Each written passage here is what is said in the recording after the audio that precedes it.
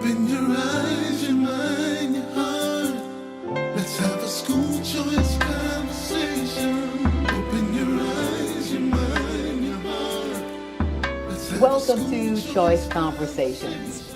We're joined by a civil rights leader who spearheaded protests that resulted in the increased employment of African Americans in Florida.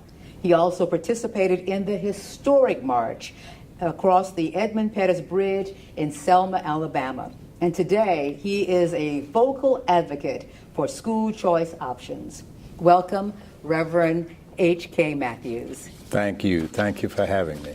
Well, Reverend Matthews, you are here in New Orleans right now, and you're going to participate in the Louisiana Federation for Children's Clergy Roundtable.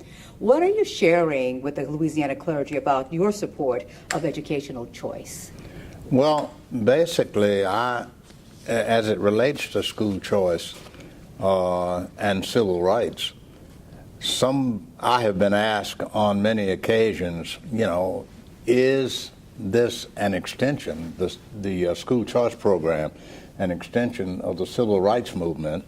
And of course, my answer to that is yes and yes. However, my contention is that school choice is civil rights because for years, as African Americans, or people in the minority supposedly in this country, we have fought for, begged for, cried for freedom of choice. And of course, I think school choice is a perfect example of freedom of choice because it gives parents or allows parents the opportunity to make a choice as to where they want to send their children to school.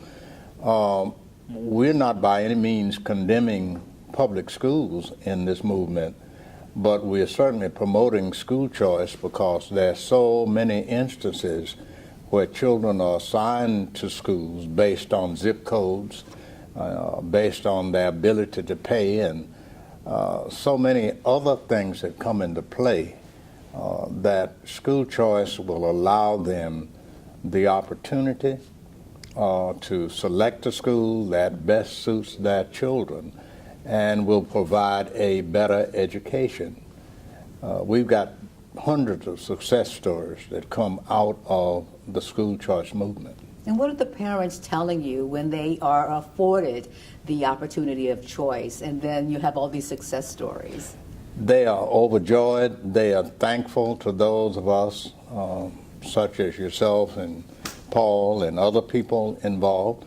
They are overjoyed and thankful for the opportunity that is being provided them to make a selection for their children, instead of them having to be relegated to a place where we have, as I said, the success stories go from children fighting in schools, making D's and F's, to going into a charter school or choice school and not fighting anymore and not making D's and F's, but making A's and B's.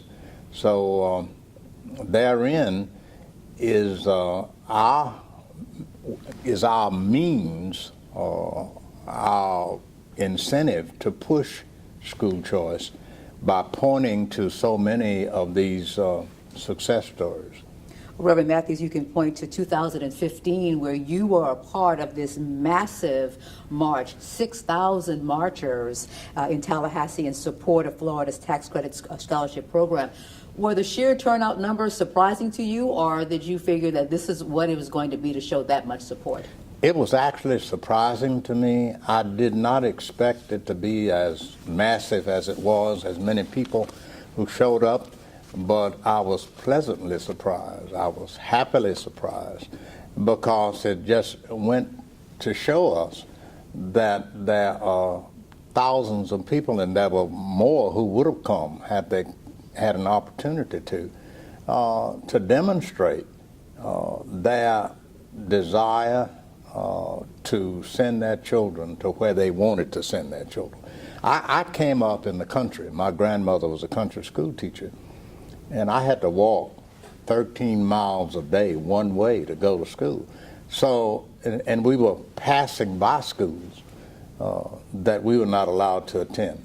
So, and all we got was the dust from the bus because they were being transported by bus.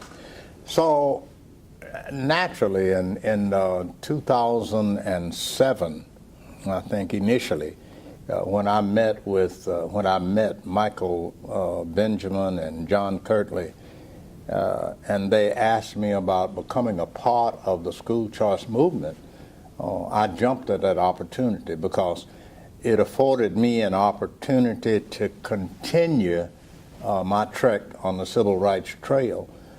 That's why I say it's not an extension. It is civil rights itself.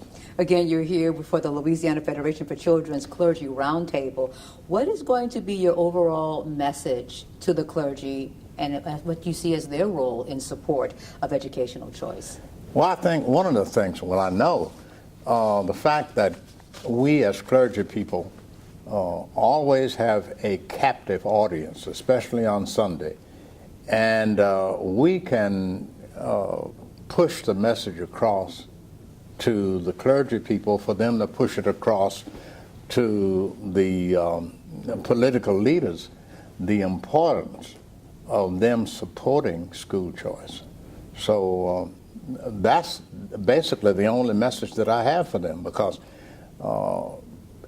it's ironic that so many of these political leaders who are against school choice are sending their children to private schools and not to public schools. I don't understand that.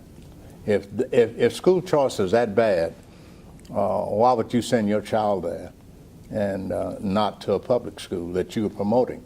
And the fallacy of the, I don't know, what do you call it, the misconception is that school choice is raping the public school system of funds, which is the farthest thing from the truth.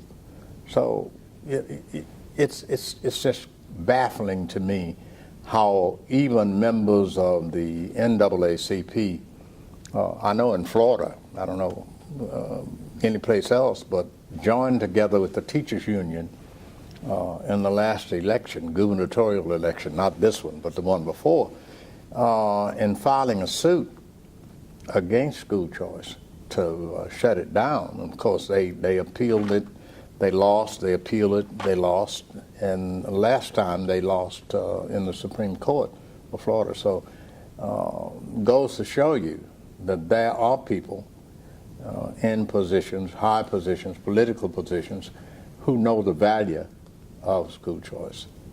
And Reverend Matthews, before we wrap up, any final thoughts about education choice and what people should open their minds and hearts to?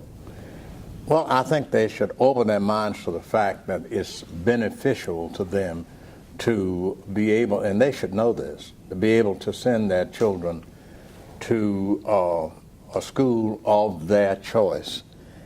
And I think they should close their minds to the point, or to what they think or perceive as our taking money away from the public schools and giving it. They had a movie, not a movie, but a, what do you call it, documentary that was shown in Pensacola the other night that's called The Backpack. And it shows, I guess they say that it shows people in the charter schools or Step Up for Students and all that, packing money in the backpacks and taking it away from the public school. That is by no means the truth. It's a myth. Well, we thank you so much for being on the show and for all that you do for education choice. Thank you.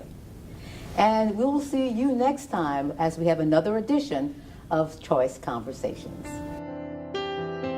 Open your eyes, your mind, your heart. Let's have a school choice